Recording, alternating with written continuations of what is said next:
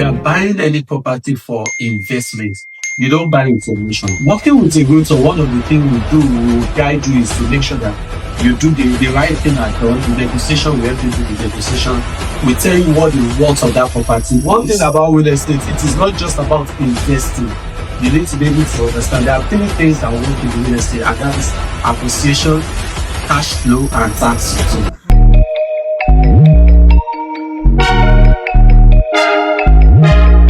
Welcome back to episode 2, and it's still chat with Rutherfohrd, and I have my realtor here, the expert himself, talking about the big question: is Canada estate market still worth buying, or is it heading towards a crash? And like we have heard from his own opinion, he says it's not heading towards a crash. Everything is just about balancing of things, like you said. Yeah. So look into episode 1 to get more insight into that. So now the next question is, what are mistakes you see newcomers make when they want to buy a property? Yeah, that's a very wonderful question. I've been helping first-time home buyer in Canada a couple of years to buy their property, their first house. And then one of the biggest mistakes that we see people making is, not getting pre-approved. You see people going on house hunting without getting pre-approved. Okay. And then what that means is you find a house that you love, and then you feel like, oh, okay, this house is so beautiful, feel like moving in the next day, and then by the time you approach your bank, you discover that you don't have the right financial status to be able to accommodate that. And that's essentially because people compare back home to Canada, right? Because back home, if you are planning to buy your house, you just like, okay, you already have money in the bank, and then you call the contractor. But it's totally different ball game in Canada. In Canada, you need to have the bank will have to check your credit record. The bank will want to see your they want to see your documentation. They want to check your credit score. Okay. So essentially, when you go for house hunting without pre-approval, then definitely that's a very huge mistake, because at the end of it all, it's just like you wasting your time. As an immigrant, the moment you arrive in Canada, you start building your credit record. Okay. And then the bank will introduce you credit card, right? And then what that means is, if you buy things, you have to pay back, and that start building your credit record and credibility with the bank. So basically, if you're buying a house of, let's say, 500,000, I'm not sure many of us have the 500,000 cash. Even if you are coming back home and then you convert that 500,000, that's huge. Yeah. So you definitely need the lender, you definitely need the bank to help you in financing your home. So, but for the bank to say, okay, we are ready to do that, they want to check your credibility. And that is why you build your credit score. And most importantly, work with the realtor. Work with the realtor. So you don't make mistakes. Yeah, so you don't make mistakes. Get proper guidance. Exactly. They will guide you through all the process from A to Z. Still a little bit related to that. Now, as an expert that you are, right? So if you have, like, let's say $50,000 to $100,000 now, how would you enter into the real estate market? Well, basically, let's talk about your own, like, for you, before, like, the advice that you give, like, to the audience. Okay, so 500,000, 200,000, that's a huge amount of money. I hope you can send that to my account. But sincerely, if I have that money, I wouldn't allow that money to be sitting in my account. And then I will tell you, it's time for me to build wealth through that. And what that means is, I will speak with my broker, with my mortgage broker, to understand, okay, I have this amount, and then I'm looking at real estate. Essentially, what I will invest it is going to be in real estate. Because believe me, real estate is a well-building tool. It's an opportunity for you to build wealth, because three things: appreciation, tax purposes, and cash inflow. So what are the things I'm going to look at if I have that money? First thing is that I want to invest it. I want to speak to my bank. I want to see if I can get the remaining amount of money from the bank. And that way, if I'm planning to buy a house of 500 or I want to invest it, I need to get the remaining 350 or whatever it is from the bank. Yep. So if I have the money right now, what I'm definitely going to do is, after speaking with my bank, is there's what we call house hacking. So what that means is that I want to be able to buy property that can generate income. Because one thing about real estate, it is not just about investing. You need to be able to understand there are three things that work in real estate, and that is appreciation, cash flow, and tax return. So in the sense that right now, majority of us are filing their tax, and then what that means is a couple of people are going to be filed for tax return. But if I have that money and I invest it in real estate, and firstly, like I mentioned, appreciation, in the sense that over the couple of years, I'm building equity with my house, right? And that means that I expect my money to actually grow. But again, I can't wait for the next 5 years. And that is where cash flow come in. And what that means is that I'm buying property like multiplex, multifamily property that probably I can stay in one. Let's say I'm a first-time home buyer and I can rent either my basement. Or if I'm not a first-time home buyer, probably let's say I'm an investor, then I want to buy a property that I have that do not multi units that I can generate income for me on a monthly basis. And that is why working with the right realtor is very, very important, right? And the last thing is on the aspect of tax return. I know that is a big thing in Canada. At the end every year, everybody have to file their tax, right? So what that means is that all my expenses, I want to be able to file it. So I want to file my expenses of repairs that I make in the house. I want to file my expenses of, even for my mortgage interest rate, you can also file it as well for your as part of the payment you're paying to the bank, right?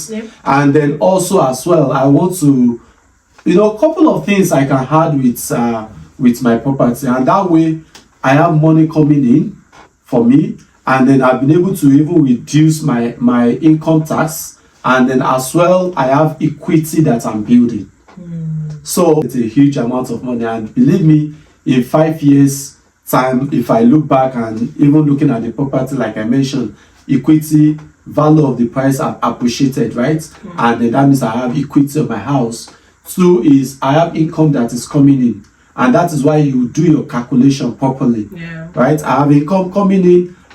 If in Winnipeg, for instance, the average rental property is about 1,500 to 1,800, right?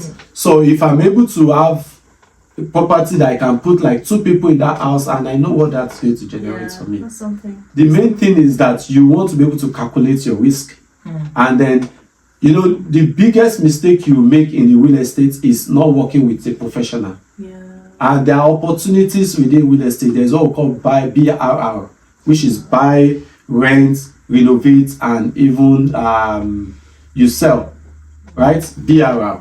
So you can buy property and do what we call flip, buy and flip. So there are opportunities within real estate.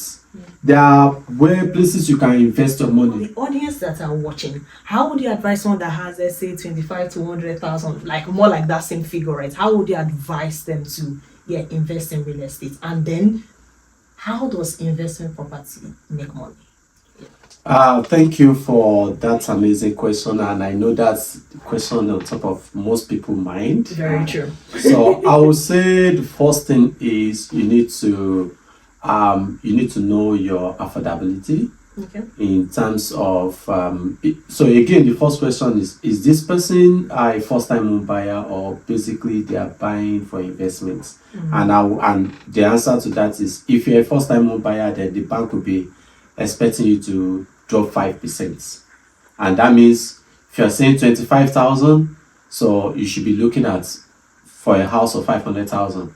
So first time home buyer. But definitely if you are an investor, maybe you bought your first house and you're planning to buy your second or third properties, then the bank will be expecting 20% down payment. So 20% down payment for 500,000, that is 100,000.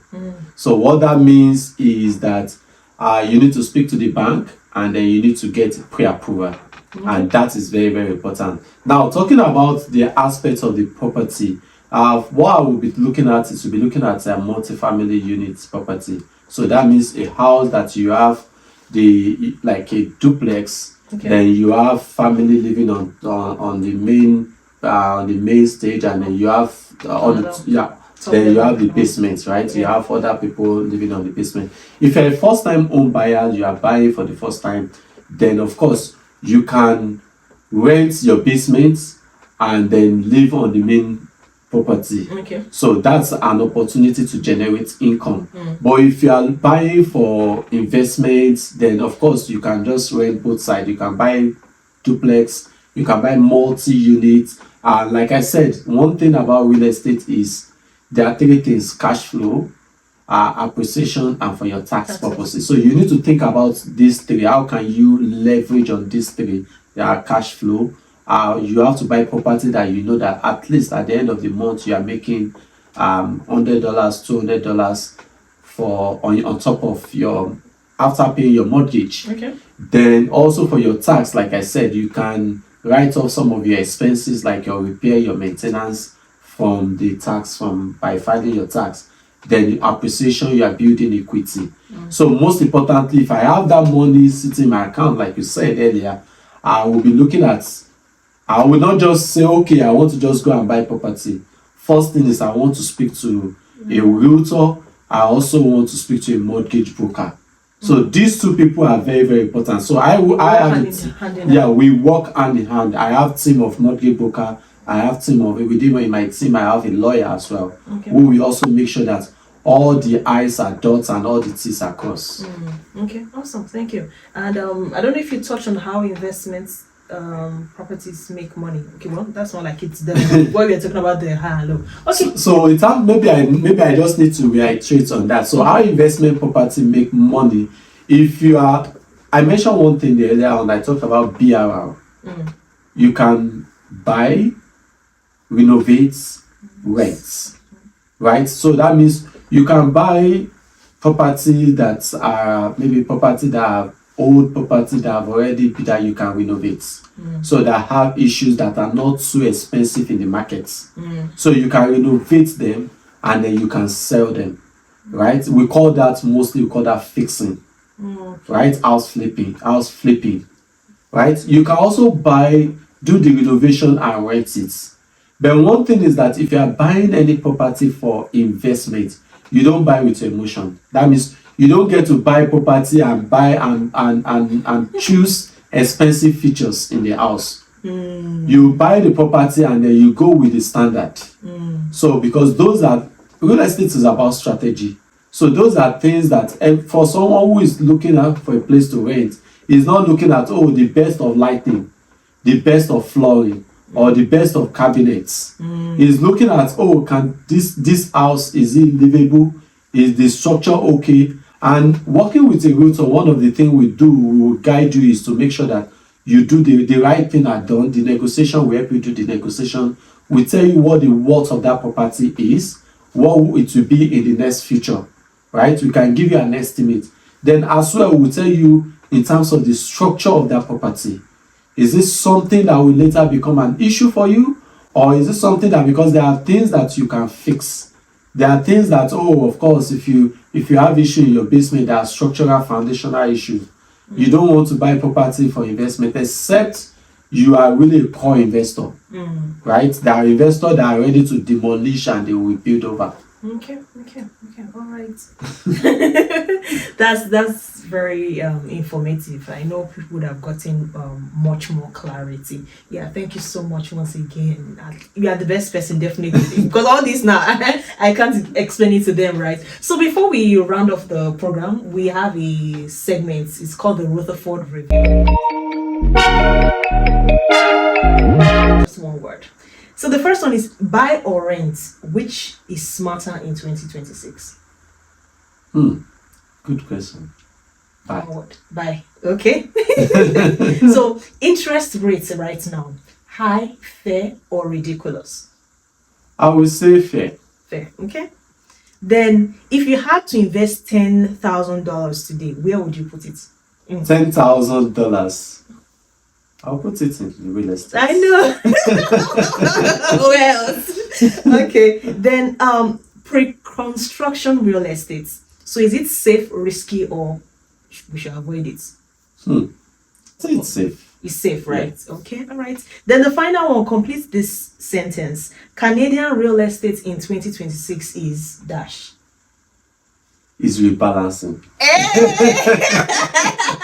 Okay, honestly, that has been the word for me, like, since the beginning, rebalance. Thank you so much. Thank you. It's an honor having you here on Chat with Rutherfohrd, and I believe we have gotten clarity, and we'll be headed in the right direction towards real estate in Canada.